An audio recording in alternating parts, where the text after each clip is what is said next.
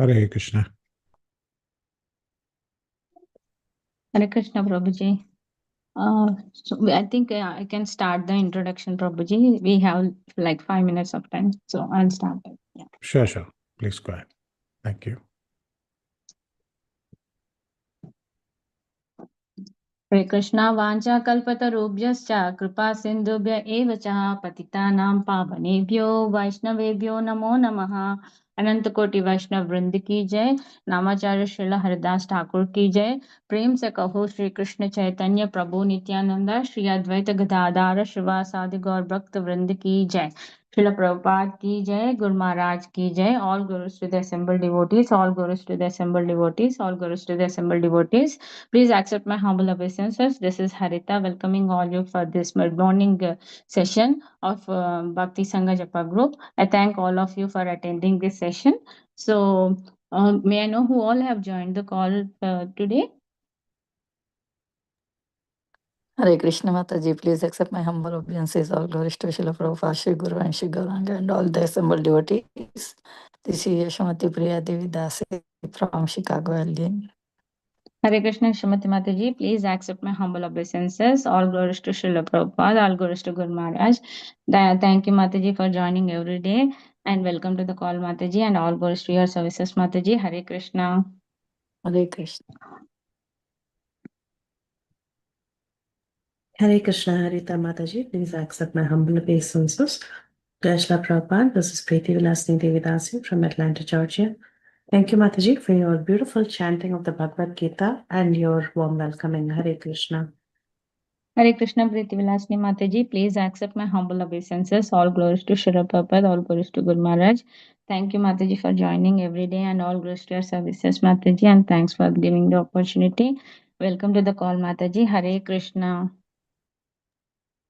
Hare Krishna Mataji, Dandvat Pranam, glory to Srila Prabhupada. This is Neetu from Baltimore. Hare Krishna, Neetu Mataji, please accept my humble obeisances. All glories to Srila Prabhupada, all glories to Guru Maharaj. Thank you, Mataji, for joining every day and giving your association. Welcome to the call, Mataji. Hare Krishna.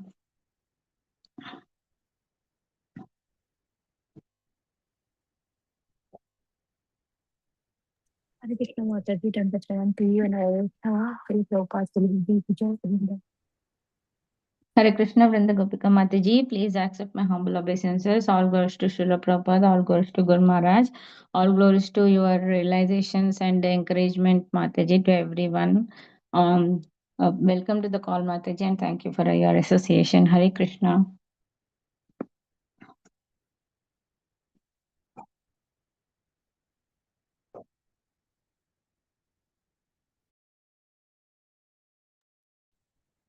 Hare Krishna, dear devotees.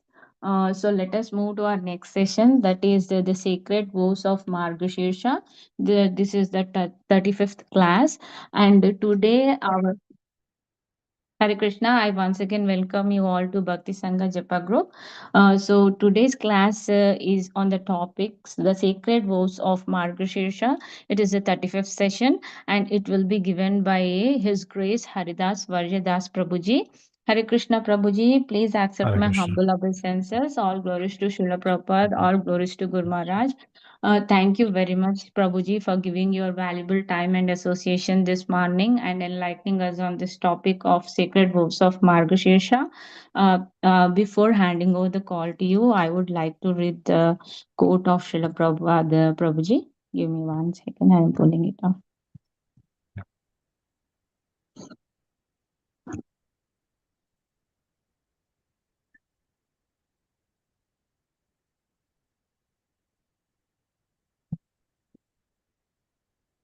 December 5th, if one purposefully commits mistake and sinful life, now I am chanting Hare Krishna. I can do all sinful life. It will become counteracted. That rascal will be punished very, very much. I am living in Vrindavana. Oh, it is Dharma. So let me do all nonsense. It will be counteracted. They will be uh, they will be these cats and dogs and monkeys in Vrindavana. Vrindavan, December 5th, 1975. Jai Srila Prabhupada. Hare Krishna. Prabhuji, please take over the call. Hare Krishna. Thank you very much, Mataji. I welcome each and everyone to this August gathering of the Sacred Vow of Margashirsha series, where we are discussing about the beautiful work of Andal, or also known as Goda Devi. Her work is known as Tirupavai, and she had strung a beautiful garland of verses of 30 different verses. Over the course of 1 year, almost it's becoming 1 year as Margashirsha is about to arrive, and we are almost finishing an year. We started this series around a year ago during the sacred month of Margashirsha, as Kartik finished, completed. And we have been listening about this Margashirsha month, and now it's coming back. And it is a perfect way that we have been seeing over 31 classes, the various verses, some of them taking more than one class, the various verses that Andal had given us and has elucidated and has explained through her beautiful verses. So today we are going to be talking about the 28th verse. We are just 2 verses away from completing this work. Hence, it's becoming more and more rasik as we move towards the finale of the 29th verse, which is next week. And finally, the Falastuti, which is on the 30th. So for all practical purposes, today's verse would be 28, the penultimate, before the finale. So it's a very climax that we are in. So without further ado, I would like to discuss amongst all these wonderful devotees who are assembled here. I'm not an expert in these subject matters, but with the equal presence and Ashirvachan and all the blessings of the Acharyas, I just pray to their lotus feet that we could discuss some topics on this regard, which will bring a lot of pleasure to the devotees. Oma Gyanatimmirandasya Gyananjana Shalakaya Chakshurunmilitam Yena Tasmai Shri Gurave Namaha Shri Chaitanya Manobhishtam Sthapitam Yena Bhutale Swayam Rupakada Mahyam Dadati Swapadantikam Vandeham Shri Guru Shri Yutapada Kamalam Shri Gurun Vaishnavamscha Shri Rupam Sagrajatam Sahagana Raghunathanvitam Tam Sajivam Sadvaitam Savadutam Parijana Sahitam Krishna Chaitanya Devam Shri Radha Krishna Padan Sagana Lalita Shri Vishakhanvitamscha He Krishna Karuna Sindho Dinabandho Jagatpate Gopesha Gopika Kanta Radha Kanta Namostute Tapta Kanchana Gaurangi Radhe Vrindavaneshwari Vrishabhanusute Devi Panamami Hari Priye Vancha Kalpatarubhyascha Kripa Sindhu Bhayevacha Patitanam Pavanebhyo Vaishnavebhyo Namo Namaha Namam Vishnupadaya Krishna Prashtaya Bhutale Srimate Bhaktivedanta Swamin Nitinamine Namaste Saraswate Deve Gauravani Pracharine Nirvisesha Shunyavadi Paschat Deshatarine Jai Shri Krishna Chaitanya Prabhu Nityananda Shri Advaita Gadadara Srivasadi Gaura Bhakta Hare Krishna Krishna Krishna Hare Hare Hare Rama Rama Rama Hare Hare Mukam karoti vachalam pangum langayate girim yat kripatamaham vande Shri Gurum Dinatarinam Paramananda Madhavam Shri Chaitanya Ishwaram Hari Om Tat Sat Neela Tungastanagiri Tati Suptam Udbhodya Krishnam Parathyam Swam Shruti Sarasirasa Siddham Adhyapayanti Socheshtayam Shajin Nigalitam Ya Bhalakritya Bunde Goda Tasyai Nama Idamidam Bhuya Evastu Bhuyaha. I welcome each and every one of you to this August gathering, where we are discussing about the pastimes of the young Braja Kumarikas, following in their footsteps of how they performed the Katyayani Vrata in a tinsel small village called as Srivilliputur in the southern part of India. Andal, the daughter of Periyalvar, one of the Sri Vaishnava greatest alvars, she was very inspired after learning from Srimad Bhagavatam from her father, Periyalvar, and she was inspired to walk in that path and similar to the gopis and take a vow for the Margashish like the Katyayani Vrata. So she brought together all her friends and requested them to follow a vow for 30 days during the month of Margashirsha. What was the vow? The vow was very simple. They will wake up very early in the morning during the Mangalarati time, and they would walk towards the banks of Yamuna and they would take a sacred bath. What would be their desire to attain through this vow? For the elders in the family, they portrayed that they would be asking for rain to be sufficient in the land of Vrindavan so that the drought-like conditions are removed. We have seen in the previous lectures that there can be never a drought in Sridham Vrindavan because Krishna's lotus feet are eternally present in Sridham Vrindavan. However, to enjoy the gopis, Krishna creates an artificial scenario as if there is a drought-like condition so that the gopis can convince the elders that they are doing this vow to bring rain and to make the land fertile and to grow grass which the cows will consume, and hence they will produce good milk and dairy products.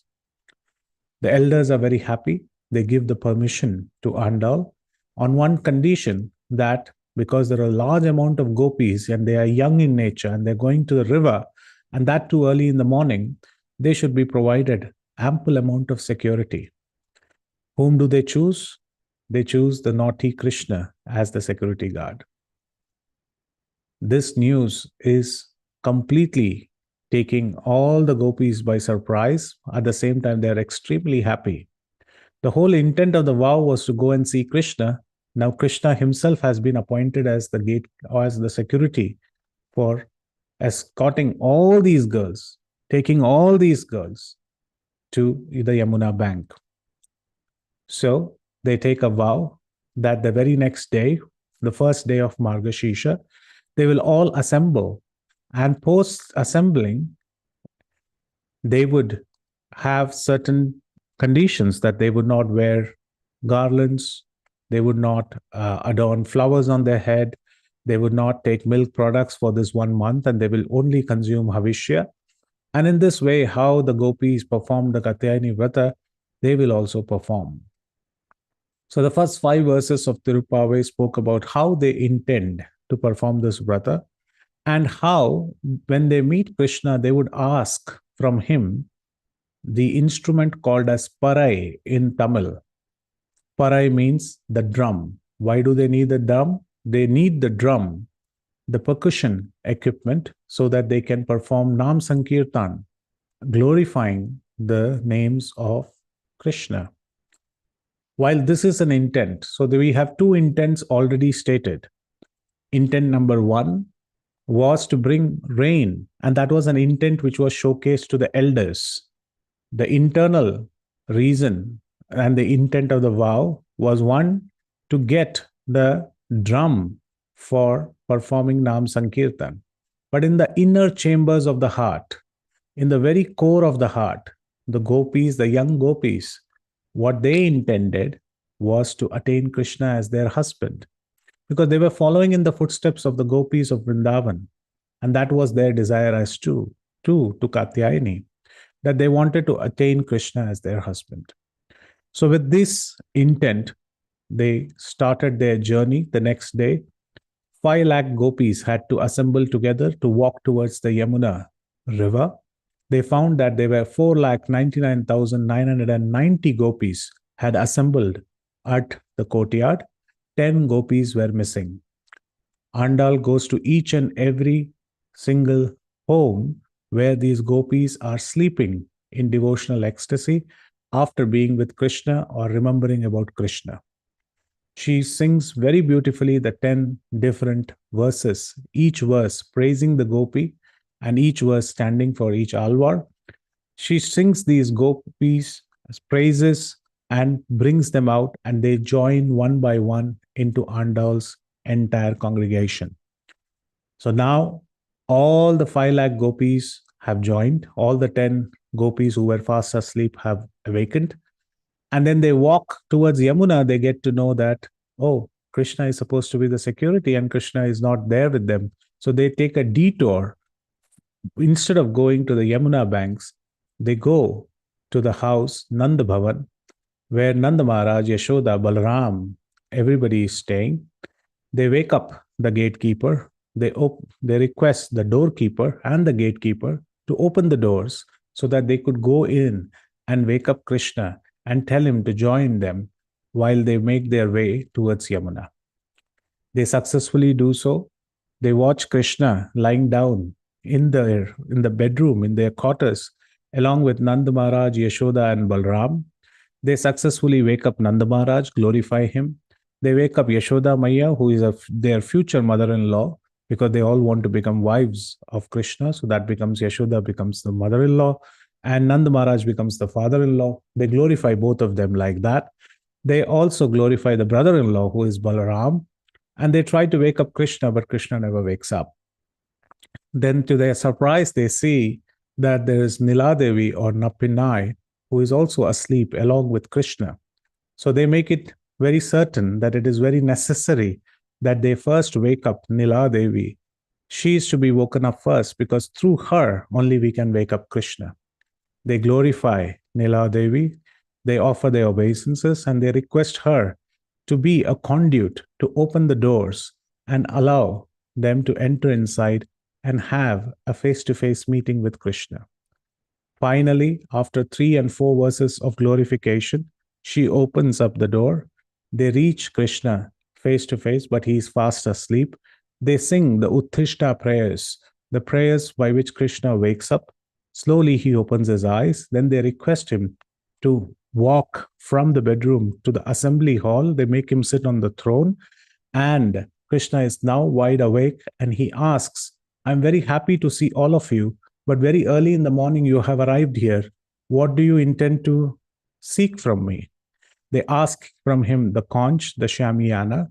They ask from him the drum, the percussion equipment. They ask from him the garments, the ornaments, all of these. And Krishna asks, why do you want all these things from me?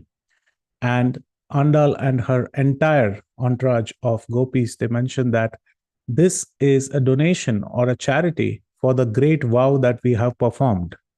Krishna smiles.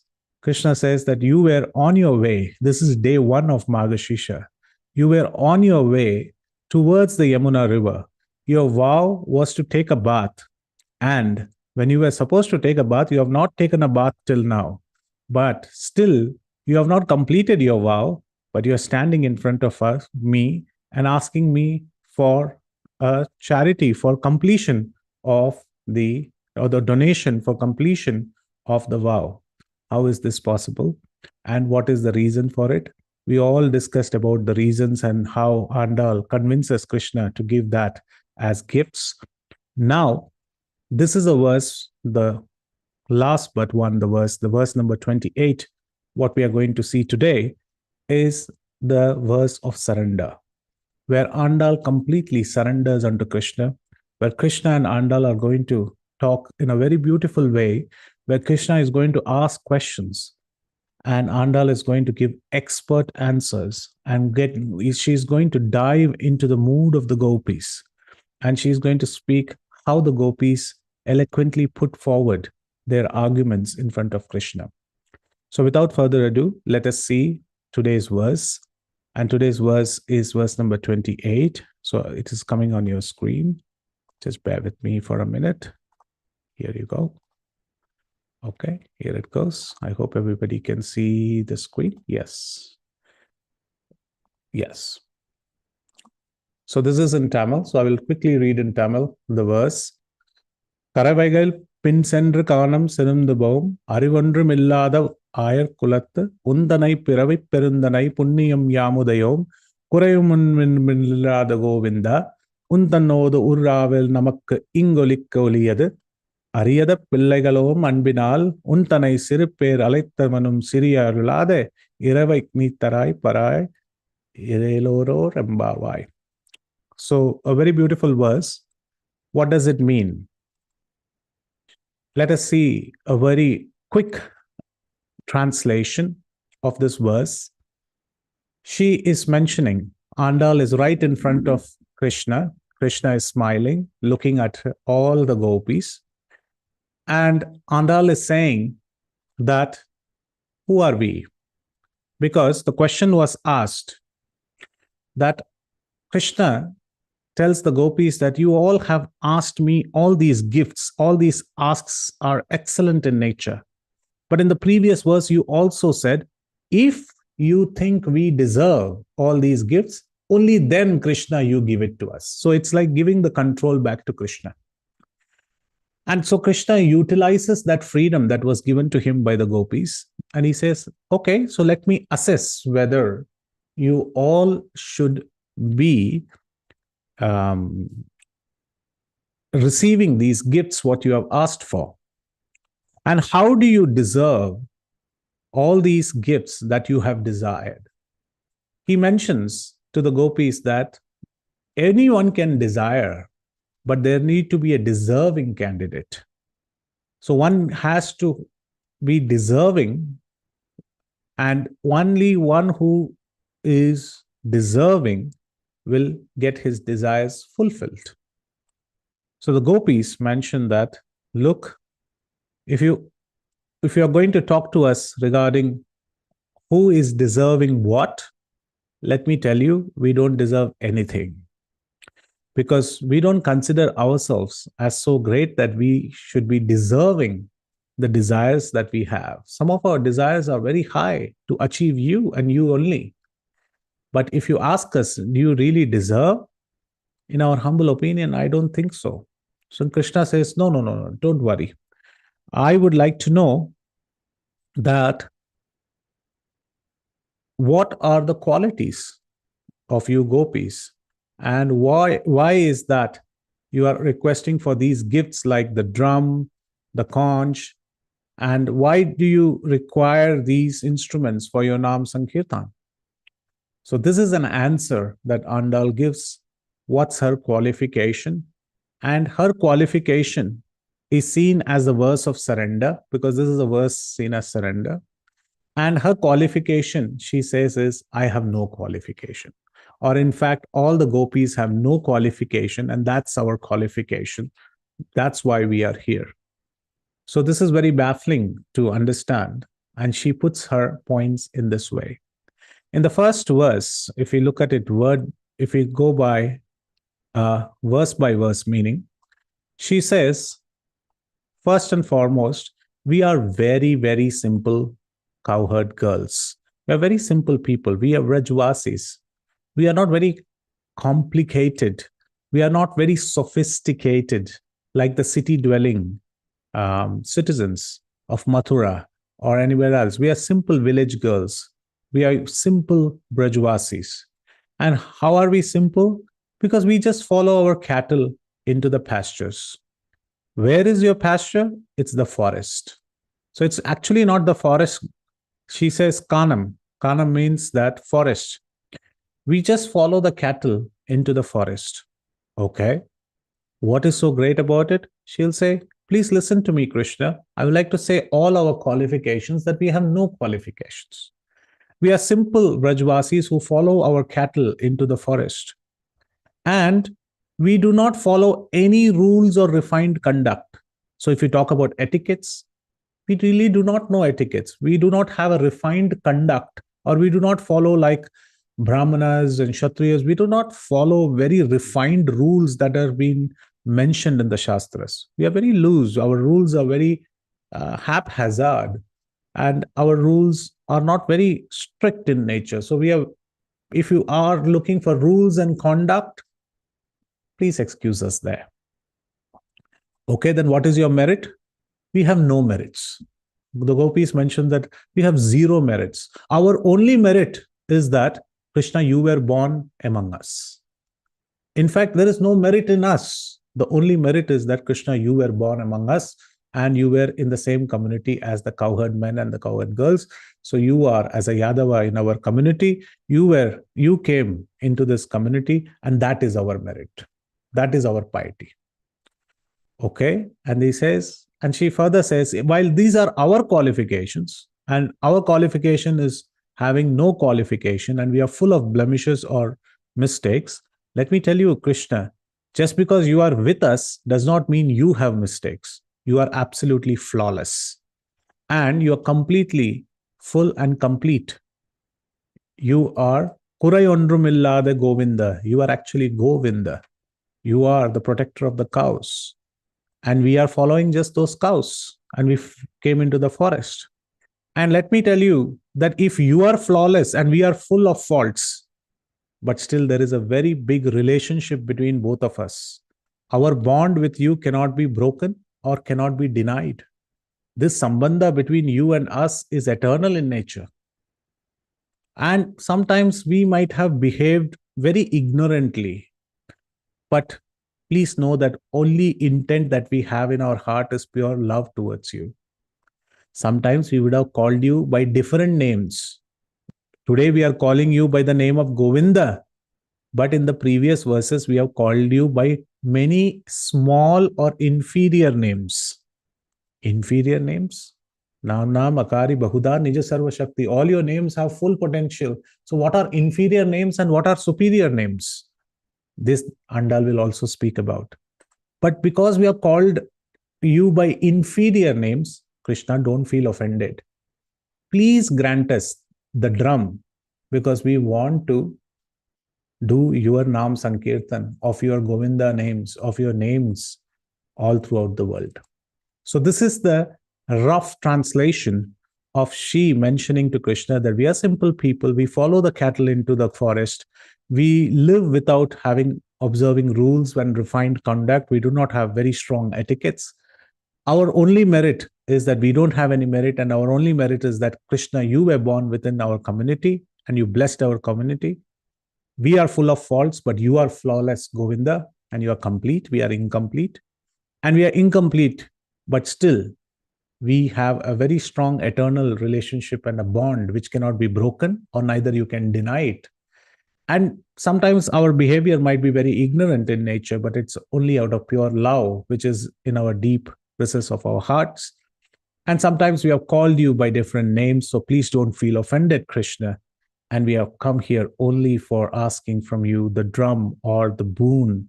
What Parai is what the boon or a drum that we ask for. So at the outset, when we read this translation, we feel that it's all over the place. Why is she actually saying sometimes we follow the cattle into the pastures and sometimes you are flawless? But it's actually a conversation. And that's the conversation we are going to see today. So what's the conversation? So the Acharyas explain that there have been many times that Krishna has appeared for his devotees. And Krishna comes again and again for his devotees. Like he came with utmost speed to protect Gajendra. Why was he coming with full speed to protect Gajendra? One of the Acharyas explained that he found that Gajendra had something similar to the Lord. No, but Gajendra is a devotee and the Lord is a Lord. What is the similarity? The Acharyas beautifully compare and say that when Gajendra entered the waters near the Trikuta mountain, the pollen and its fragrance was everywhere. His family members and relatives were there. They were playing in the water. And when they entered the water, it was pristine, beautiful water with flowers and everything. And when they entered and they were splashing the water around, obviously, it's quite possible that the waters of the lake will turn muddy in nature. Because as the elephant puts his foot inside the water, the sedimentation of the sand, it will come up and the water will turn muddy in nature. Add to that, the crocodile had caught onto the leg of Gajendra. And there was a power struggle between both of them, not for 1 year, 2 years, for almost 1,000 years. So the water would have moved around and the water would have completely changed its color from pristine, transparent, translucent pristine, crystal clear waters to muddy waters. And what did Gajendra do? From those muddy waters, he selected something which was very, very beautiful and which was very, very precious and which was standing out from those muddy waters, which was a lotus. Though the waters were muddy, but the lotus was in full bloom. He captured it, he plucked it from his trunk, and he lifted it up, and he mentioned his prayers, and he offered it to Lord Narayan. And Narayan also thinks that this is my job that Gajendra is performing. I also come again and again into this muddy situation of this material world and look for those devotees who are blooming in devotion. And I would like to pluck them and take them back home, back to Godhead. That is the only purpose that the Krishna comes again and again. Paritranaya sadhunam becomes the first part of that verse. So he comes again and again into this material world, in this muddy waters, in this dukhalayam ashashvatam, to choose that one single flower or that devotee who is blooming with devotion. And he would like to take him back home, back to Godhead. So this is Krishna's purpose. And when he saw that Gajendra was doing the same, he said, okay, there is some resemblance. I should help Gajendra. So in other words, the Acharya is mentioning that this is Krishna's uniqueness. What is Krishna's uniqueness? Krishna does not always see what are our faults. Krishna, if we are committing 100 faults, he will be scanning those 100 faults to see, is there anything good that he performed between this 100? Oh, there was one good thing. He will take that and he will forget about the 100 faults. At least Srimati Radharani helps in picking up and suggesting to Krishna the good things that we have done for Krishna.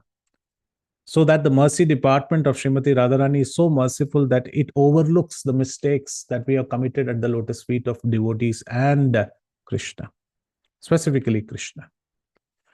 So Krishna is so merciful, Srimati Radharani is so merciful, Lakshmi is so merciful that our faults are forgotten and any good thing that we perform, any good deed that we perform, that is remembered. Like the muddy waters are ignored and only the flower is chosen. But what is the human nature? The human nature is quite opposite in nature. If a person would have done millions of good deeds, a devotee would have done millions of good deeds, but if they do one thing which is faulty, our tendency becomes that we try to find out that fault.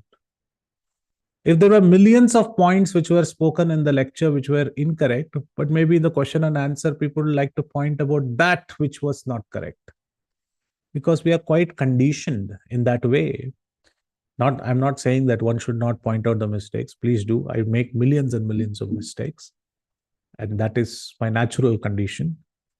But our tendency in human nature, at least mine, is in such a way that we tend to see the faults more than the greatness. So, but the Lord is quite opposite in nature. So when the gopis present before Krishna saying, we are not great and we have no qualities, this is quite difficult for Krishna to accept. Krishna starts his conversation with Andal. And he says, look, talk about what you do. What is your daily activities? You gopis, all of you are here. Tell me about your daily activities.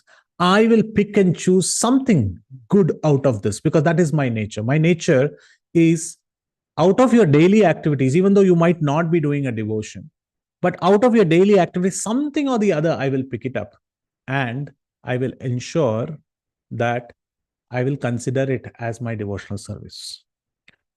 So first thing he asks is, where do you take bath? And that is the answer that they are giving.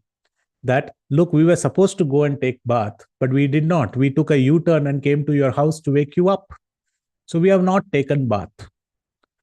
So he was asking this question, okay, you have not taken bath, but Krishna is so eager to give his blessings, to show his grace. And Andal is saying that we are not qualified to get that grace. Look at this conversation, how it goes. Krishna, Krishna says, please tell me your daily activities. Where do you take bath? She says, we have not taken bath yet. We have come here in front of you. How have you come here and how do you go around places? And she says, we are very simple people, Krishna. We follow the cattle into the forest. So Krishna asks, you only follow the cattle? She says, no. She says in Tamil, Karavaigal. Karavaigal means buffaloes, cows, sheep. All of them were there in Vrindavan. And the Gopas had all of them, not only cows. We focus on cows because they are in sattvic in nature and they are transcendental. But they also had buffaloes. We saw many verses where buffaloes were being spoken in the same work. So there were buffaloes, there were sheep, there were goats, and they were also cattle. So here they say that we follow the cattle. And Krishna says, see, that's a very good quality. And Andal says, why do you say so? He said, when you travel or when you walk behind the cows will be touching the holy land of Vrindavan. And when their hoofs will be moving ahead, then the dust of Vrindavan will be rising up into the sky. And when you walk behind, this dust of Vrindavan will be falling on your head. That means you are taking a beautiful dust bath in the Godhuli. And this is considered one of the best baths. The Gandhals say, explain it further, Krishna. What do you mean by that? Krishna says that there are 7 different baths that we can take. The first is obviously a river bath.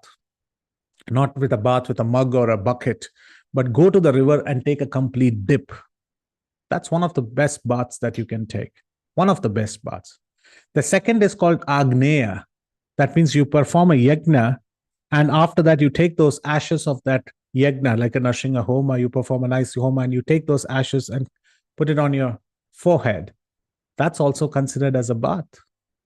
Third one is a Manasa, a bath taken from the mind, right? Thinking of the Lord, purifying ourselves, right? When we do Achaman or when we do deity worship, we say Apavitra Pavitrovaya Pruvavastagato Piva Yatsmaret Pundari Kaksham. By remembering the lotus-eyed Lord, we purify ourselves. That's also like thinking about the lotus-eyed Lord is also taking like a bath. It's a manasa.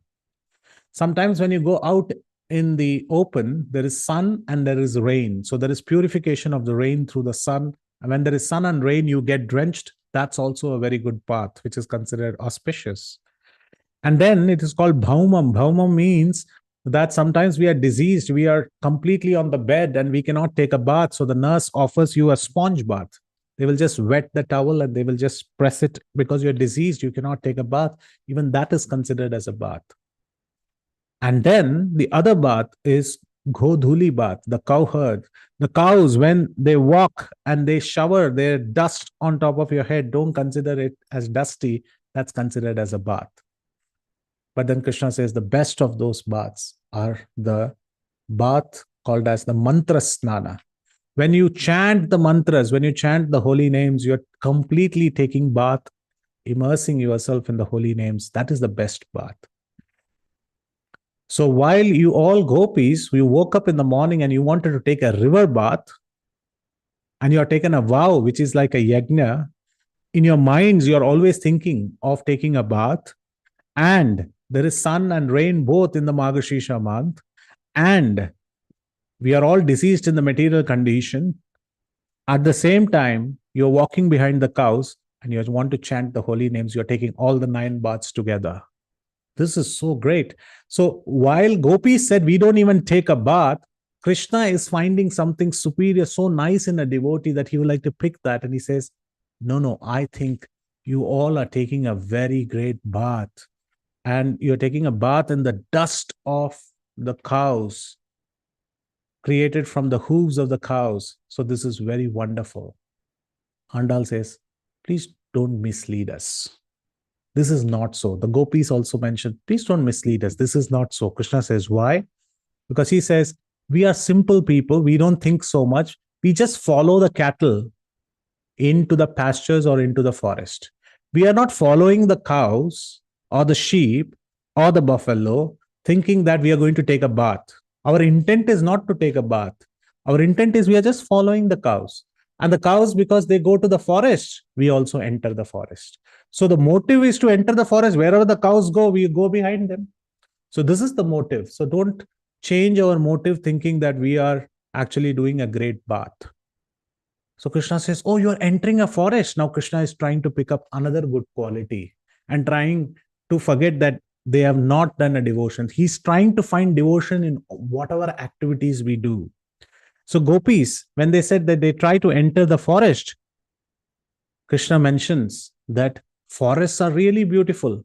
There is the forest of Vrindavan, which is the most beautiful.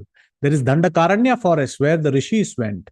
There is also forest of Naimisharanya, which is very famous. So all these forests, when you enter, you get complete piety. So you have intent to enter into the forest to perform pious activities. So I'm very grateful. So I will give you all the blessings because you enter into the forest. Andal says, stop. We have no qualifications to enter into any forest. We are not entering the forest to perform any pious activities. Krishna says, then why did you enter? We have just entered those forests to sit and eat. Eat? What do you mean by that? He says, we are entering those forests because these cows will eat the best of the grass and we'll get best of the milk products. And by getting the best of the milk products, what we will get is good food to eat. That's the only reason why we are following the cattle into the forest. We are not actually performing this as a devotion, thinking about too much. So Krishna says, fine, you are not entering the forest for doing pious activities, but you are just doing your duty. So I will take it as karma yoga. Why karma yoga? Because Krishna says in 3.30, Mai sarvani karmani Sanyasya adhyatma chetasa nirashir nirmamo bhutva yuddhasva vigata jwara. Therefore, Arjuna, surrendering all your works unto me, with full knowledge of me, without desires of profit, with no claims to proprietorship, and free from lethargy, fight. So if you look at these qualities that he's mentioning about, the gopis are doing that. So Krishna says, you are following and going into the forest and surrendering all your works to me. You're always thinking about me. And you don't think about your profit. You are saying, I'm doing this for you. And with no claims to proprietorship, and you are completely not lethargic, you are active. And hence, I will consider you following the cattle into the forest as karma yoga for your betterment, and I will give you all blessings. Andal says, no, we are not doing karma yoga. We are not doing it for you. We are thinking that we are doing all this to eat very nicely, to get all these footsteps that we get from this cow. So our goal is maybe not you. The goal is how do you know that you think that we are doing all this for you? Our goal is to eat and get good foodstuffs. We are doing this for our food. Krishna says, you're doing it for food? I will find something good in that as well. He said, even when devotees take prasadam, they don't think that I'm taking prasadam for this body. Because Krishna is sitting in the heart, I'm actually feeding him. So great devotees, they follow all rules and regulations while eating prasad. What rules and regulations? I come from a very strict South Indian family. So when I was growing up, we had all these rules and regulations in the kitchen. The rules and regulations were very simple. All sattvic foods are allowed and all non-sattvic foods are not allowed. What is non-sattvic food? Any food that is not offered to the Lord is considered as non-sattvic food. It's non-prasadam. Anybody, if he brings any foodstuff from the back of the house, that means he enters from the rear side of the building. And if any foodstuff is brought in from the rear side of the building, those foodstuffs are never taken. If somebody's saliva or spit falls into the prasadam, then that is considered as impure and not taken. While carrying the groceries or while carrying the foodstuffs, if a dog even sees the food, it's considered as impure. We never used to consume those food. If there was a food which was smelled by others, except your guru, if somebody else takes the food, smells it, and gives it to you, then that is considered impure. It's not considered to be good. Rich God, bitter gourd, not bitter gourd, sorry, rich gourd, especially, white brinjal, onions, garlic, etc., were considered as non-sattvic food. Food which were stolen from a farmer's garden without his consent was considered as non-sattvic. Food which was eaten rarely at sunrise or at sunset was not considered pure. If somebody eats sesame seeds during sunrise and sunset, it was considered impure. If somebody eats without taking a bath, that's considered impure. If somebody eats with the left hand, it is considered impure.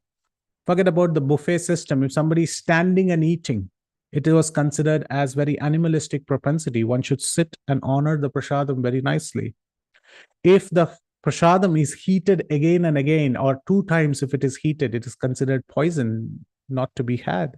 So forget about microwaves and other heating options that we use today. If the husband and the wife, they sit together and eat at the same time, it was not allowed as ahara niyama. Prabhuji, but we see in all weddings, they put a great big banquet where the husband and the wife, the husband feeds the wife for the first time, the wife feeds the husband. That's not the Vedic tradition. The Vedic tradition at least does not make them sit on the same aisle. They at least make them sit opposite to each other.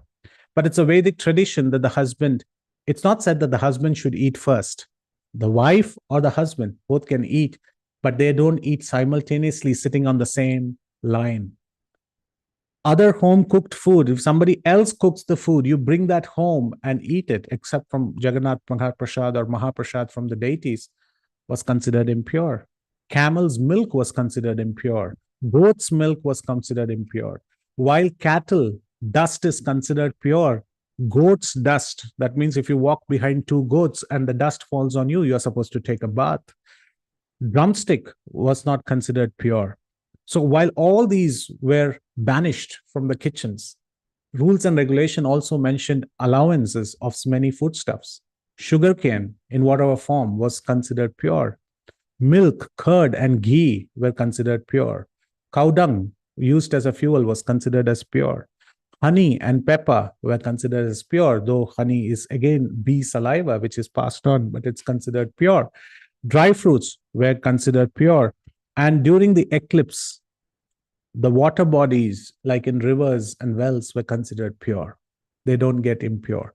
So Krishna mentions all of this and says, impure and pure, you are all doing this and you're following so nicely rules and regulations just to eat. So I consider eating as a devotion.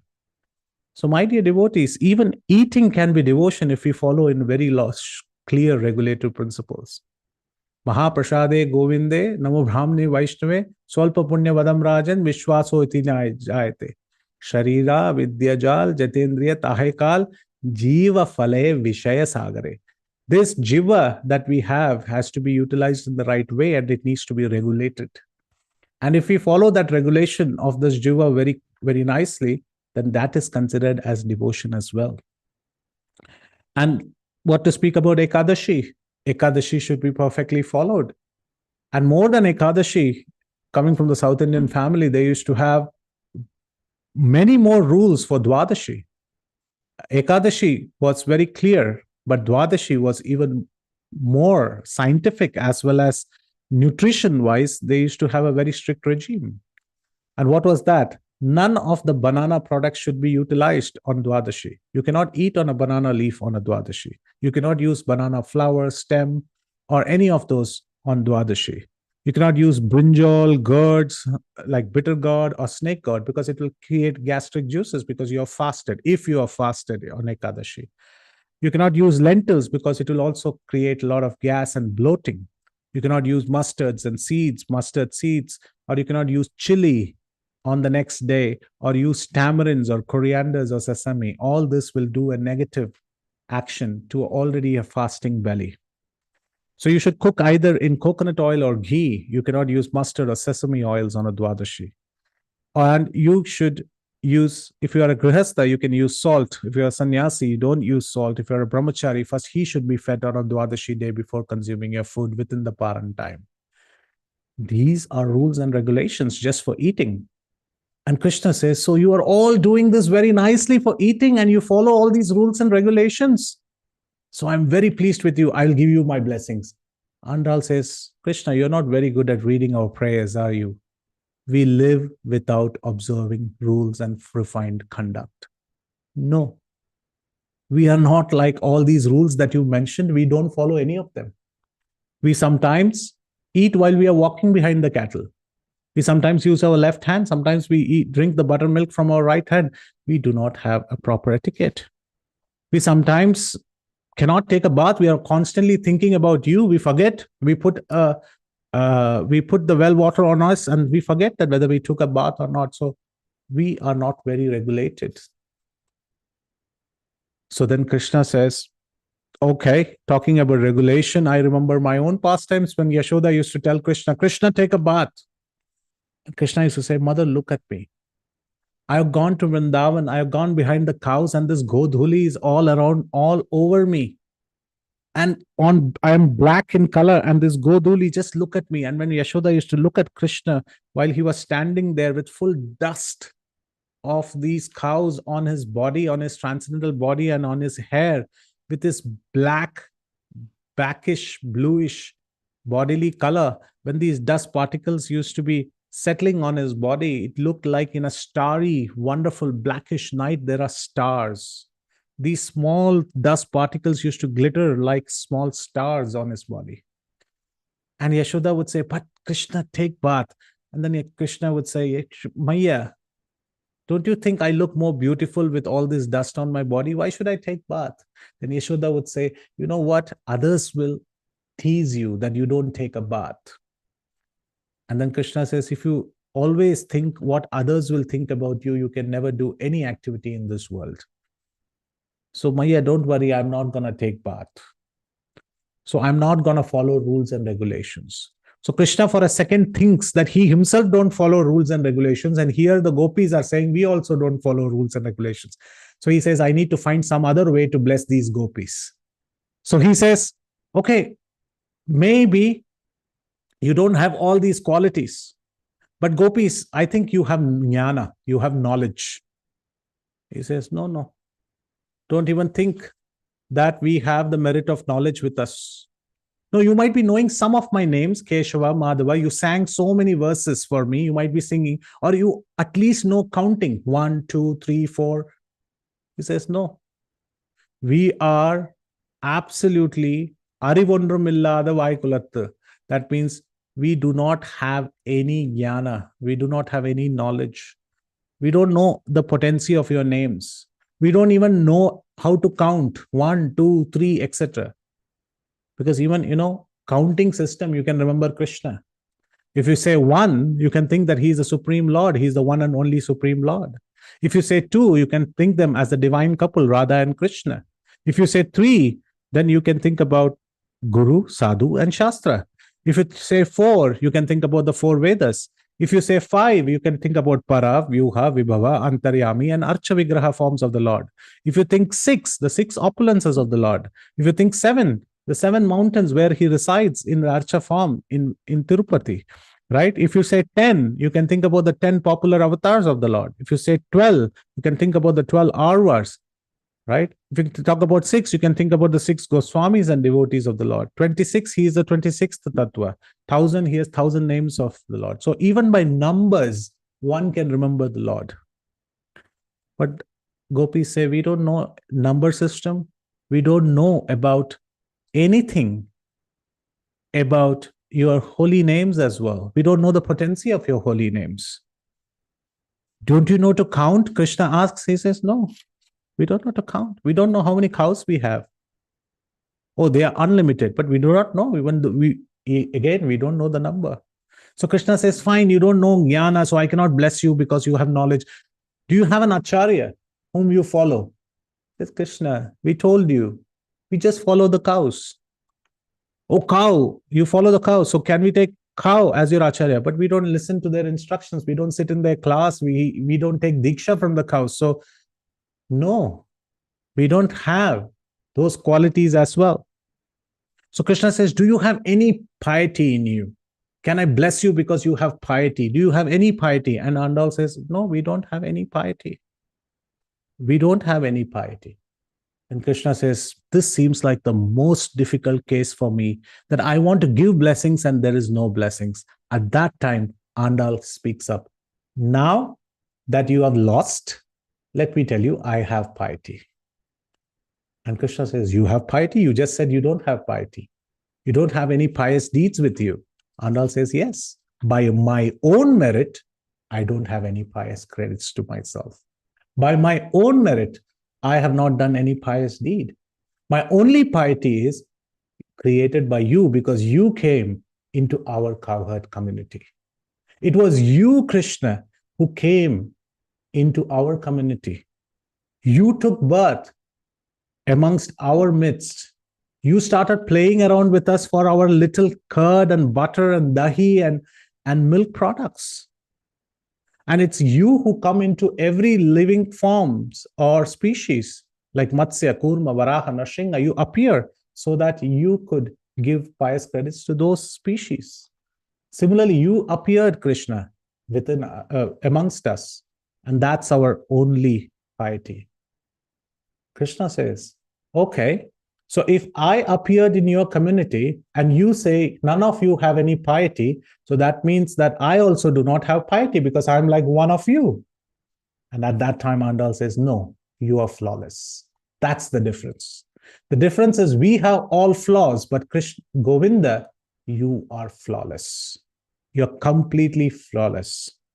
And completely flawless, and you have come into our community of the Yadavas or the Vaishya Kula or as a Brajvasis, as a Brajanandana.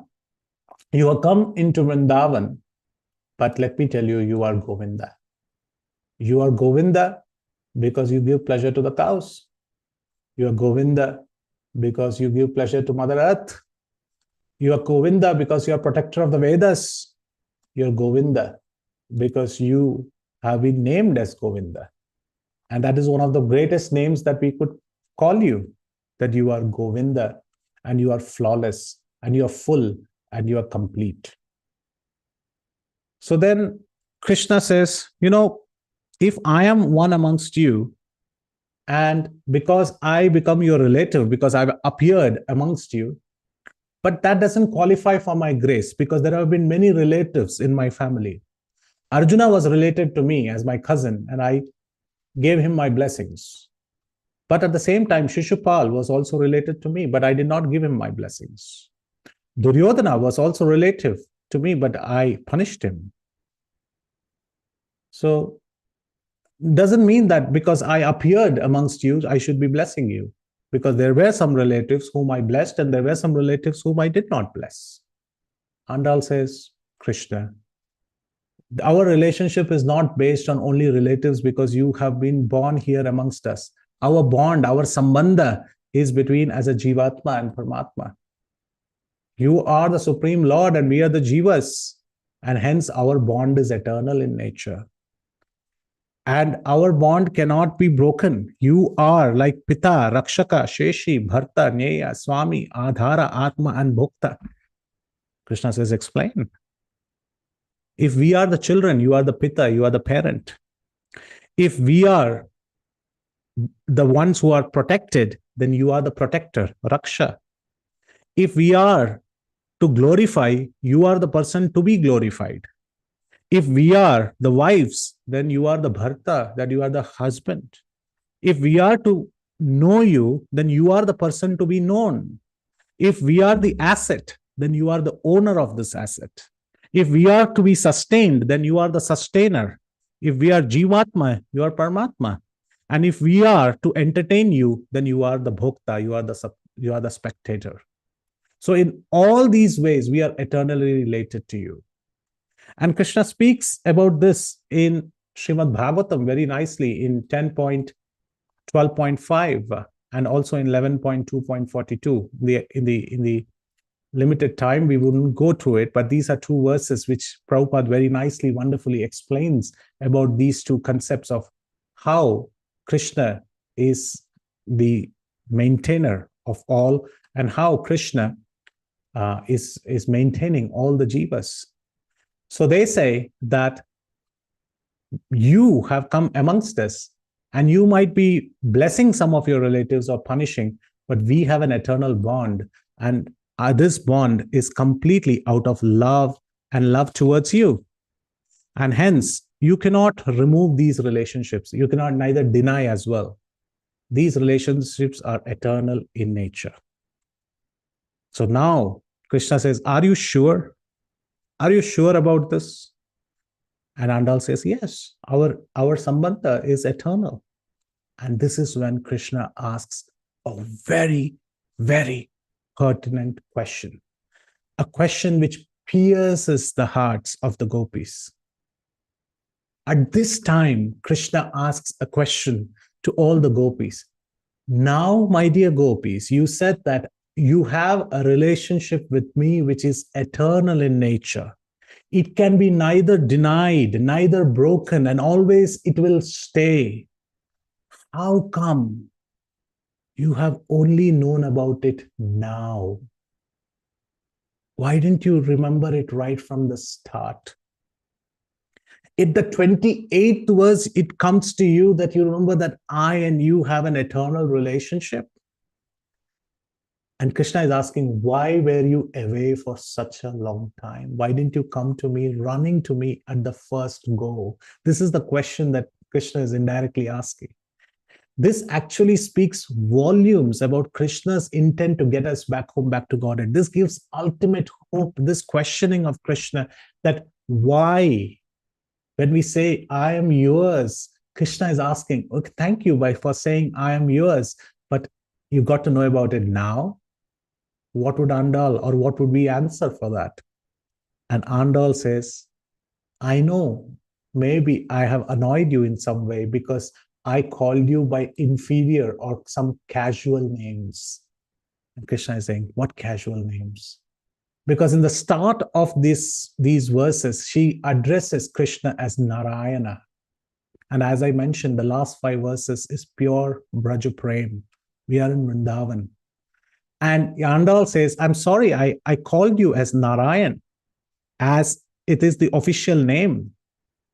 Narayana Namakke Paretalvan. Narayana will give us the drum. Narayana Murti Keshavan. We said the Keshava who is known as Narayana. And Narayana, whose lock of matted hair always has, not matted hair, his hair has always the fragrance of Tulsi. I called you 3 times as Narayan, Narayan, Narayan. And Krishna was very unhappy. Why was Krishna very unhappy? Because Krishna wanted to be known as somebody amongst the Brajavasis. When Krishna lifted the Govardhan and he was standing there for 7 days, 7 nights, one of the Brajavasis came up and said, Krishna, you are a this is in Vishnu Puran. He says, you are a Kinnara or a greatest person or a demigod or a Gandharva. You are not a common man like us. And Krishna became very sad. He thought that he has glorified Krishna, and everybody started clapping. All the Gopas started clapping, encouraging Krishna that such a beautiful verse has been spoken by this cowherd man, that he is glorifying that Krishna is not an ordinary Brajvasi like us. He is a Kinnara, Gandharva, Yam Purusha, Deva Devata. Krishna was very sad. And now everybody is thinking that Krishna is sad because he wants to say that he's a supreme personality of Godhead. He says, I am not sad because you told me I am Kinnara or a demigod. I am sad because I am one amongst you. I am not taking my pride that I am the supreme personality of Godhead. I am only very happy when I am known as I am one amongst these Brajvasis. Lord Ramchandra used to always introduce him as the son of Dasharatha. So in this way, Krishna takes pride when he's amongst his devotees in Braja. So Andal is understanding that, and she said, I'm very sorry. I'm very sorry I called you by the inferior names. Like Narayan, I should be calling you because our relationship is always of a husband and a wife. And if that is the desire of us, then the wife should call him by the most sweetest names that the husband likes. And that name is Govinda. And that is why in the last 5 verses, she again and again uses this name of Krishna as Govinda, because it is very, very dear to Krishna. And hence she says, do not feel offended. And hence, I know there are a lot of faults in us, and that is why we are here to surrender unto you. Only you can grant us this wish of giving us this drum for doing Nam Sankirtan, for calling out loud your names of Govinda, Govinda everywhere. Please give us the drum. And Krishna is saying, all these conversations that we had just now is just for the drum, for the percussion equipment, so that you could do Nam Sankirtan. Are you sure? She says, for that, you need to come next week, because that's the final twist and climax of these 30 verses to really understand what is that drum? What does Parai mean? And she's going to reveal us the secret that what is that she's asking from Krishna, and what is that she feels. If Krishna gives us a gift, it will take care of her entire lifetime of services that she's trying to render. So what that Parai really means, which we have been hearing for last 38 verses, every time we speak about this drum as a percussion equipment, Krishna asks this question, what's that you need? And what is that we will learn next time. So quickly just going through the pictures. I know we are almost on time. We have just 3 minutes. So this picture, as you can see, by Keshav, very beautifully depicts Andal approaching Krishna. She has the cattle behind, where she mentions that she walks behind the cattle, and Krishna is in deep contemplation. How can I bless these girls? Even though they say they do not have any qualities. And Krishna is interested to bless. And you see here Krishna as Narayan in the four-handed form, but she is more interested to converse with Govinda, who is along with the cows. The cows are constantly licking his feet. So this is Govinda. Hare Krishna. So like this, there are many, many pictures. So in this way, we can remember these shlokas. And thank you very, very much for your patient listening. Yadatra skalitam kinchit vidhvam sat purayantu tat. Yadatra saushtubam kinchit tad gurur evamenahi. Yadatra skalitam kinchit. You all are great devotees who have been constantly hearing Srimad Bhagavatam, Chaitanya Bhagavat, and all of these scriptures. Please correct those mistakes which were committed by me. Please correct me. And all those mistakes belong to me. And if there was something good that you found in this lecture, all glories goes to Srila Prabhupada and the preceptors and the acharyas and the Sri Vaishnava Sampradaya and all the acharyas. None of them belong to me. It's beyond my capability to deliver something as esoteric as this. Thank you very, very much. All glories to Srila Prabhupada. All glories to Guru Parampara. All glories to Tirupabai and these holy verses. We're open to questions, critiques, comments, feedback, mistakes, all of them. Thank you very much. Srila Prabhupada ki jai. Jai. So beautiful, Prabhuji. Very beautiful. Actually, lot of things are there, Prabhuji, from this session. Like the way the gopis are trying to, Krishna is asking like, why you need these blessings or the drum. Then she's giving, she's just telling like, we are simple gopis and we are just following this. Cows following these cows into the forest, and for everything like Krishna is taking out some meaningful thing out of it to bless her, like some way or the other he is taking out something meaningful, like they are being pious or they are being a great devotee. And one thing I liked is that Krishna is comparing himself with Gajendra. Like Gajendra picks up the lotus to offer the Lord is thinking that he is coming like that Gajendra to into this muddy waters, that is the material world, and he is picking up those pure devotees. He wants to take with him. So that was really, beautiful, Prabhuji, the way you express.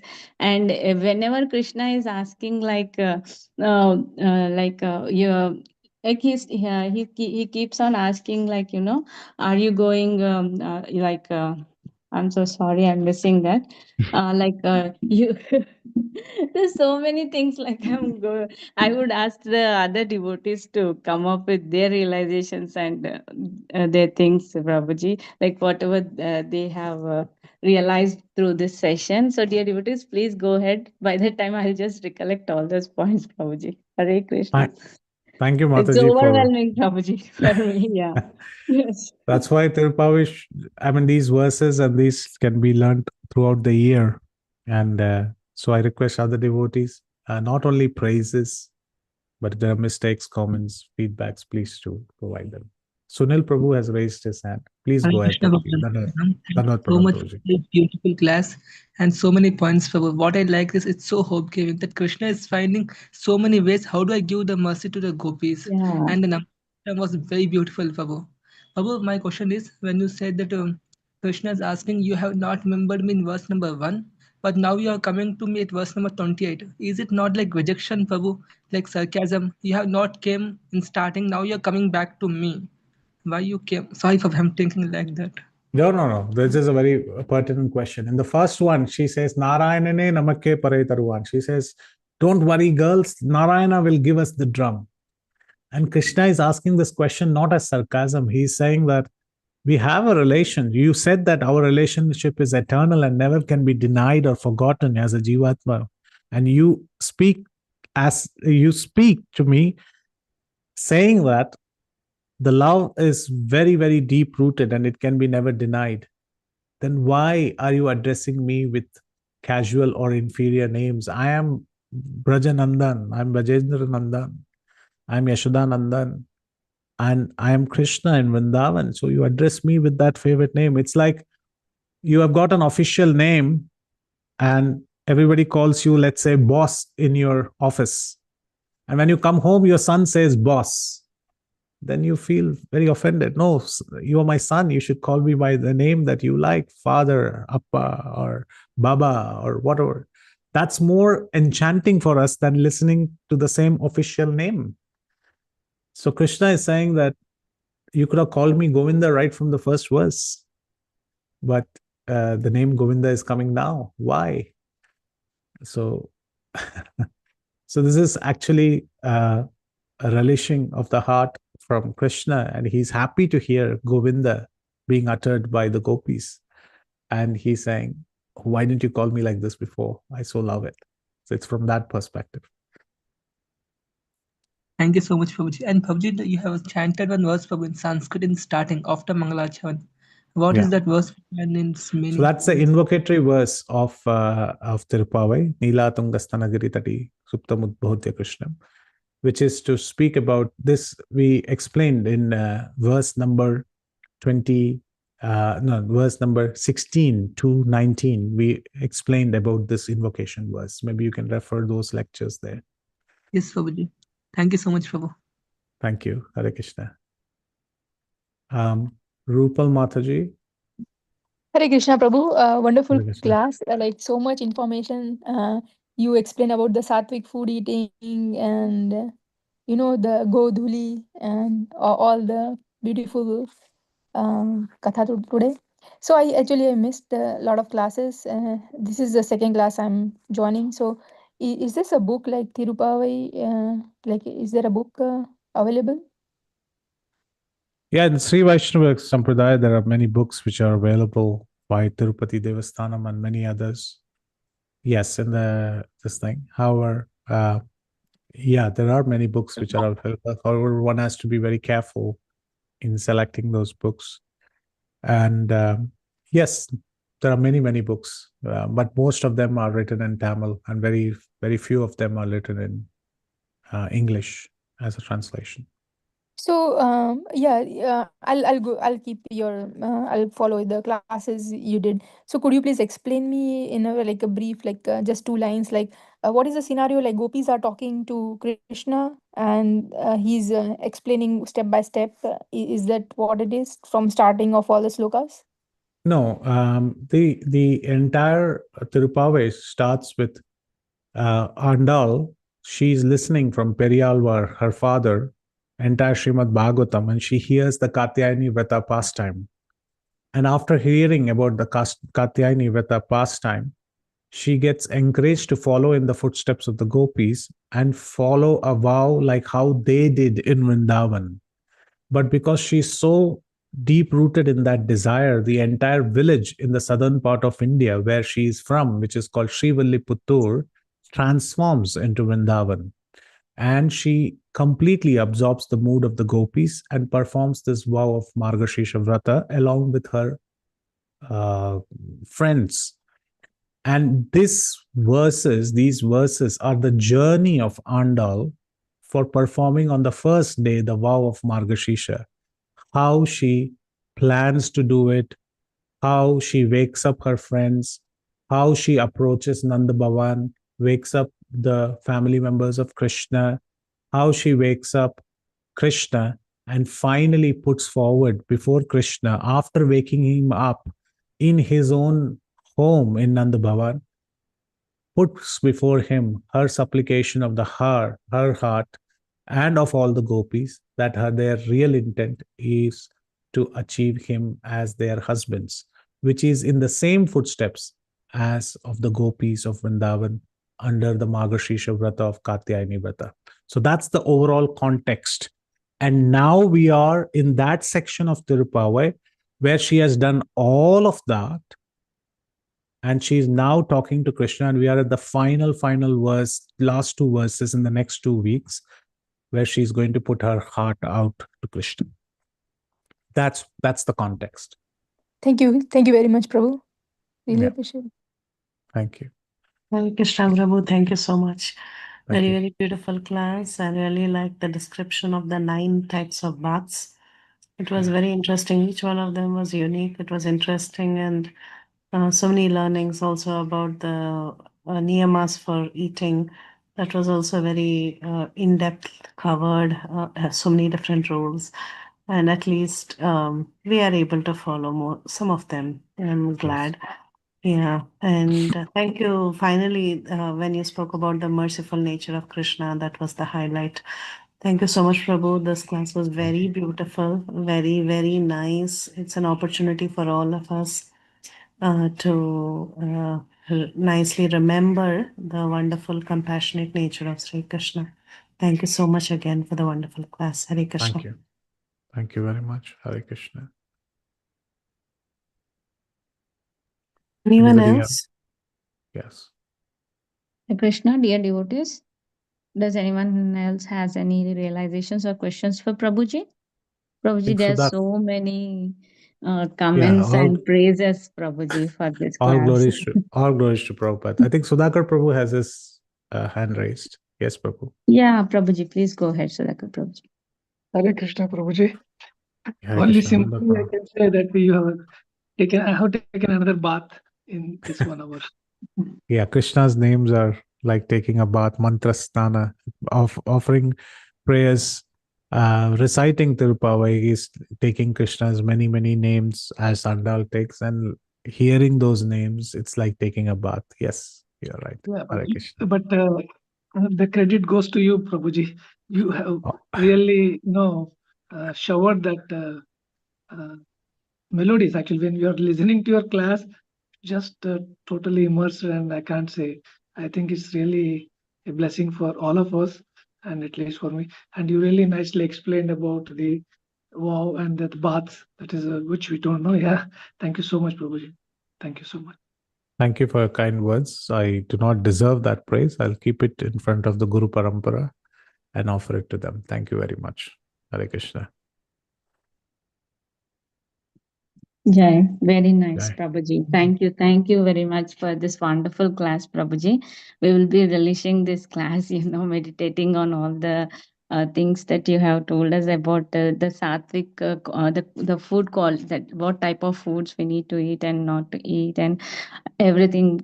It's very, very awesome, Prabhuji. We'll be meditating on all these points. Hare Krishna. Hare Krishna. Hare Krishna, So, with your Prabhuji. permission, we would be offering the obeisances, Prabhuji. Yeah, I think somebody. Hare Hare Krishna. Tanat Pranam Prabhu. Prabhuji. Bhagavan Krishna is so ocean of mercy that we always say, "Hey Krishna, Karuna Sindhu, Yes. Dinabandhu Jagatpate." And also Raja Kulsekhar, he says, "Mukunda Murdna Pranipratyayache Bhavantam Ekantam Yantam Martin. Avismrutita Charanarvinde Bhave Bhave Me Astu Bhavat Prasada." So I am also praying like that, that next time birth, let me be born in some Tamil family. I can also. I can learn like Bengali is very easy. I mean, very much similar to a Gujarati Hindi like that. But Tamil is sometimes very kind of very foreign language for all of us who are born in Gujarat other places. So, but it is so sweet, the language itself is so sweet. So I wish that I could learn it, so if not this birth like that. So this was so sweet, Prabhuji. Thank you very much for allowing us to relish this real Krishna recipe you are distributing. Very much. Yes, thank you so much, Prabhu, for that very heartfelt wishes. All the acharyas, they appeared in southern part of India, but Gujarat is very special, where Krishna eternally resided as in Dwarka. Yes. So we also will follow in your footsteps.